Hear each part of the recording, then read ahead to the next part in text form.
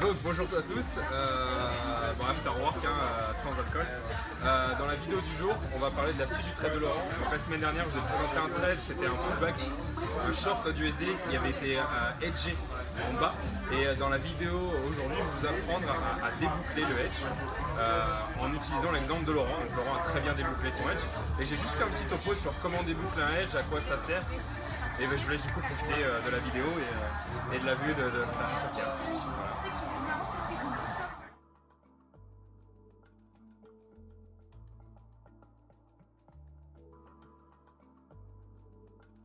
En haut du range D1 que j'ai matérialisé par les barres jaunes là. Ok. Alors quand tu dis tu as débouclé si je comprends bien à la baisse, c'est-à-dire que tu as coupé. À la baisse, oui. Super, donc tu as coupé le trade acheteur, génial. Qu'est-ce qui a fait que tu décides de faire comme ça du coup? Parce que donc si je résume pour les autres qui n'étaient pas là la semaine dernière, donc il y a tout ce niveau-là, bon jaune ça se voit peut-être pas, blanc, il y avait tout ce niveau-là pour vendre, donc toi tu étais rentré à la cassure de cette phase 1, tu avais hedgé ici en 4 heures, et du coup la question c'était de déboucler le hedge. Alors qu'est-ce qui a fait du coup que tu as décidé de le déboucler à la baisse, c'est-à-dire de garder la baisse et de clôturer la hausse? Déjà, j'avais suivi ton conseil, tu m'avais conseillé de ne pas déboucler à la hausse tant qu'on ne dépassait pas la ligne verte que j'ai matérialisée là. Super.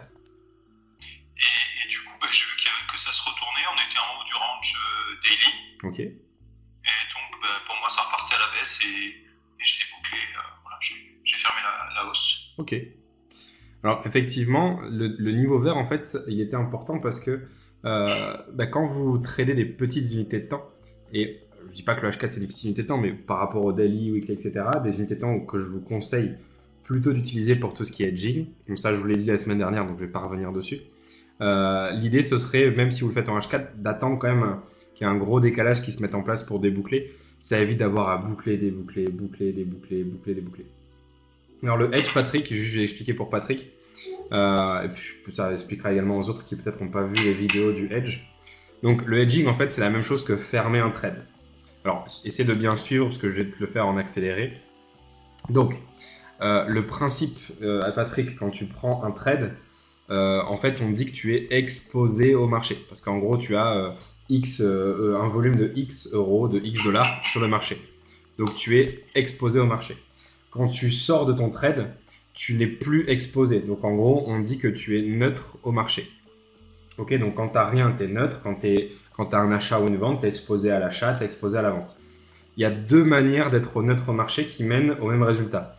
Être neutre au marché, ça veut dire avoir une exposition de 0.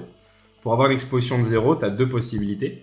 Soit tu prends un trade, donc au début tu es exposé, et après tu coupes ton trade, et du coup tu es à 0. Soit tu prends un trade à l'achat, par exemple, et ensuite tu prends le même trade, mais à la vente. Quand je dis le même trade, ça veut dire que tu prends le même volume. Donc, tu as, par exemple, un buy de un lot sur l'euro odd, et ensuite tu as un sell de un lot aussi, également sur l'euro odd. Donc, tu es neutre au marché. Pourquoi? Parce que tu as plus 1 moins 1 égale 0. Alors, il faut que ce soit bien sûr la même paire et le même volume.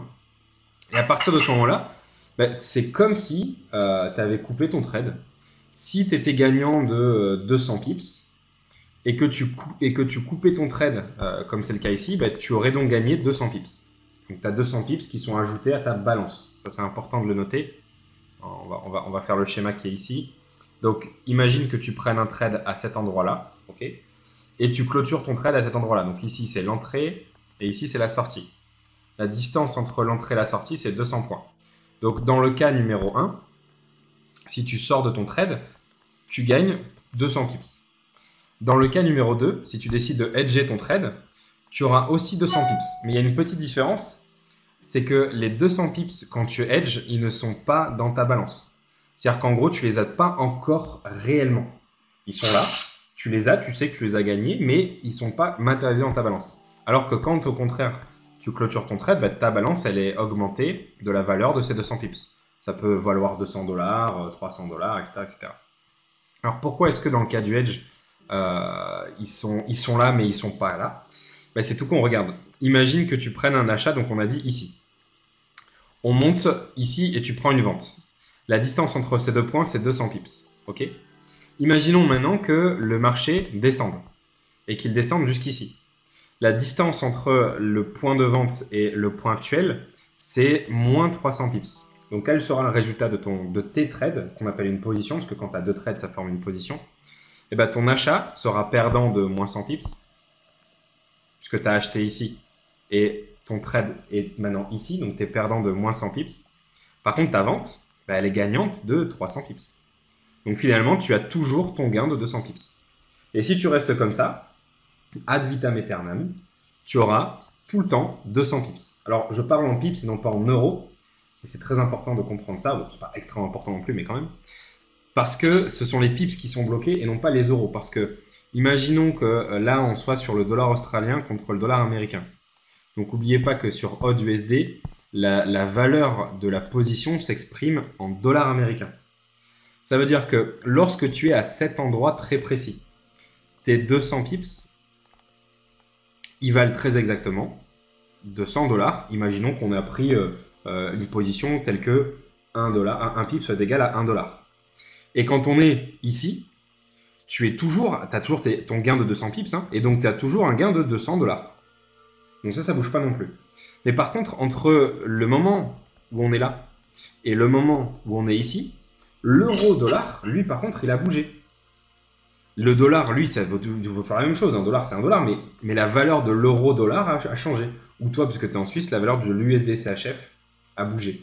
Donc, du coup, finalement, la valeur de ta position en euros, elle a changé. Ce qui veut dire que même si on bloque un nombre de pips, la valeur en euros peut être modifiée. Par exemple, ici, peut-être qu'on gagnait 180 €, et peut-être qu'ici, on en gagne 190 ou moins. Ça dépend, bien sûr, si l'euro-dollar est monté ou a chuté. Ok? C'est ok pour ça, Patrick, pour l'instant?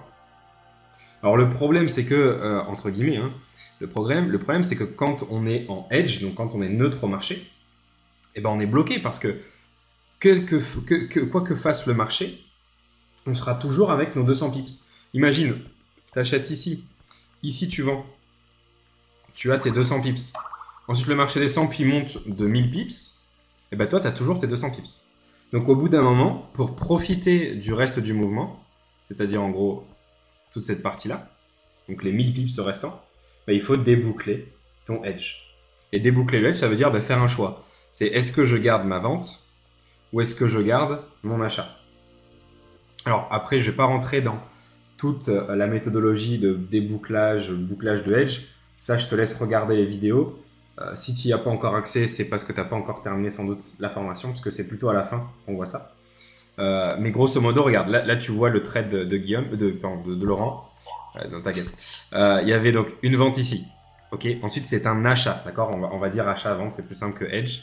Donc il y a une vente ici et un achat ici. Donc il a bloqué un gain. Il a bloqué en gros ce gain-là. Ensuite, le marché est remonté. Et quand il est redescendu ici, il a décidé de clôturer son achat pour garder uniquement la vente. Ok? Et ensuite, c'est redescendu. Et puis là, bah, c'est la suite que tu vas nous raconter, du coup, Laurent. Ce matin, j'ai décidé de clôturer 80% parce qu'on arrivait en bas du range D1. Ok. Parce que j'avais un bon ratio de gain aussi, j'étais à 2,5.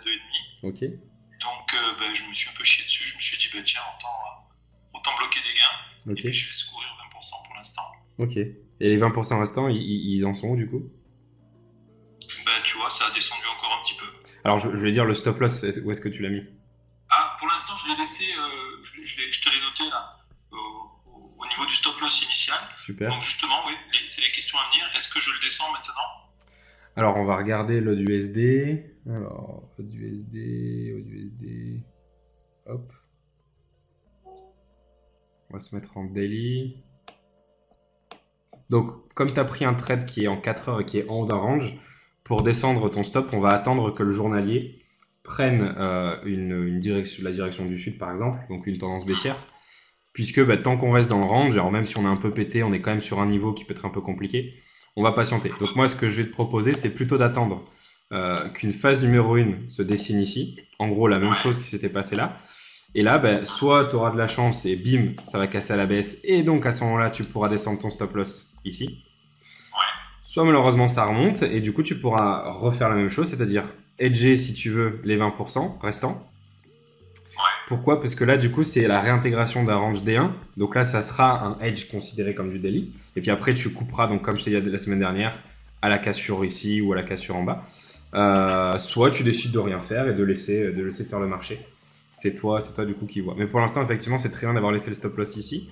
Et on va attendre du coup que cette tendance baissière là s'arrête pour ensuite repartir à la baisse pour descendre le stop loss. Et une fois que ton stop loss sera descendu, par contre, ce que j'aimerais que tu fasses, c'est que tu commences à construire ta position. Alors, encore une fois, je ne sais pas s'il y aura une belle grosse tendance, etc. Blablabla. Maintenant, si jamais on a un mouvement qui descend jusqu'en bas, ce que j'aimerais vraiment beaucoup, c'est que tu gardes ce trade et que tu le gardes le plus longtemps possible. Donc que tu sois le plus patient possible sur la descente des stop loss et surtout que tu essaies de me choper les pics, les pointes dans cette baisse. Donc voilà, dès que tu vois que ça remonte un peu en 4 heures, n'hésite pas à charger une petite cartouche. Tu peux le faire de manière hyper light en réinvestissant que les gains. Voilà, pas besoin de rajouter du risque. Le risque a été pris au début. Là maintenant, tu n'as plus besoin d'en rajouter. Surfe sur le C'est mouvement. ce que je voulais te demander aussi. Est-ce que je renforce ensuite si ça continue à baisser quoi? Ouais, tu renforces ensuite. Mais pour l'instant, on va pas rajouter de risque. Ta courbe de risque, en fait, elle est toute simple. Elle a débuté ici. Ta prise, attends, je vais zoomer sur une unité de temps. Ah merde, j'ai clôturé. Attends, du SD. Voilà. Donc, le schéma de ta prise de risque, en gros, elle est telle quelle. Donc, toi, tu as pris ton trade ici. Donc là, ton risque, il était au maximum. Ton risque, il était par exemple à 100 euros. Ensuite, au moment où tu as hedgé ton trade, ton risque, il est passé à 0. Ok. Au moment où tu as débouclé ton trade, ton risque, il est remonté à je sais pas combien. Je pourrais faire un petit calcul, mais vu que tu as encaissé un gain sur l'achat, mais que tu as remis un stop loss ici, tu avais ce risque-là, moins le gain que tu as fait. Peut-être que tu avais un risque négatif, c'est-à-dire que finalement, tu étais quand même en gain. Peut-être pas, je sais pas, je n'ai pas envie de faire les calculs. Ensuite, là, tu as coupé donc 80%. Donc là, tu as encaissé deux gains, tu as encaissé un gain et deux gains. Donc là, ton risque sur la position, maintenant, il est négatif. En gros, quoi qu'il arrive, tu gagneras. Donc, il faut que tu réinvestisses 20 à 30% de ce que tu as bloqué, de ce que tu as gagné. Et ensuite, quand tu descendras ton stop loss, ça va bloquer encore un gain. Et je veux que tu réinvestisses également une partie de ce stop loss dans des trades. Alors après, la manière dont tu le fais, peu importe. Tu peux t'amuser si tu as du temps à aller faire de l'intraday. Tu peux par exemple t'amuser à prendre du M15. Par exemple, si tu peux découper ton gain à réinvestir en 10 trades et t'amuser à prendre 10 trades ou alors dire bon bah je vais prendre 5 trades sérieux et 5 trades je vais m'éclater. Je vais faire un truc que j'ai jamais fait, enfin peu importe. L'idée c'est de s'amuser un peu avec le latent et de prendre un peu des trades que tu n'aurais jamais pris si tu n'avais pas ce latent. Donc voilà, là le maître mot c'est amuse-toi. D'accord. Ok. D'autres questions? Non. Ok, bon, merci Laurent. Merci, salut. Alors ensuite on passe à l'euro-odd. Alors attends, parce qu'il y a des questions, pourquoi pas au niveau du premier pullback. Est-ce que tu parles du stop loss, Henrik?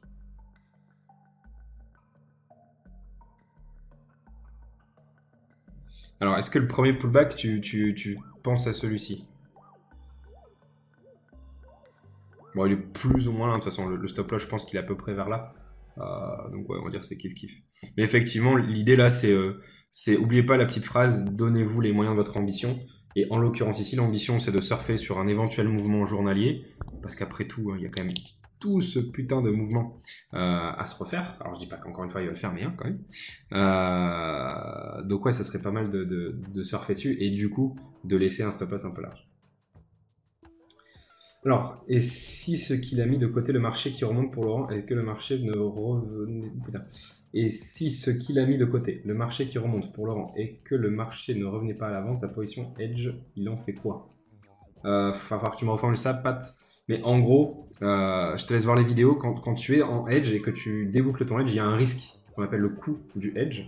Il y a un risque de perdre une partie de ce que tu as gagné. Ça, c'est malheureusement obligatoire, puisque le edge te permet de gagner plus que ce que tu gagnais initialement. Et donc, forcément, il y a un risque. Il faut que tu payes pour ce risque. Regarde, l'exemple, c'est que le premier trade que Laurent a pris, c'était une entrée, alors je schématise énormément, mais c'était une entrée ici et une sortie ici. Ok. Donc s'il avait laissé tel quel, le résultat aurait été tel quel. Peut-être qu'il aurait repris un trade ici, peut-être pas. Ensuite, finalement, comme il a fait les allers-retours, il a encaissé la hausse, donc il a fait un gain. Ensuite, il a encaissé la baisse. Donc finalement, il a quasiment multiplié par 2 son résultat. Et là, il y a encore une partie du trade qui était ouverte. Comme le marché est remonté, peut-être que en coupant ici, en gardant que 20%, qu'il aurait peut-être remis ici, peut-être que les 20% se seront fait toucher. Enfin, il y a plein de petits trucs comme ça. Donc, mais bon, je te laisse regarder quand même la vidéo, parce que c'est un peu compliqué au début le hedge, hein, la première fois qu'on en entend parler. Donc du coup, on va passer à l'euro odd avec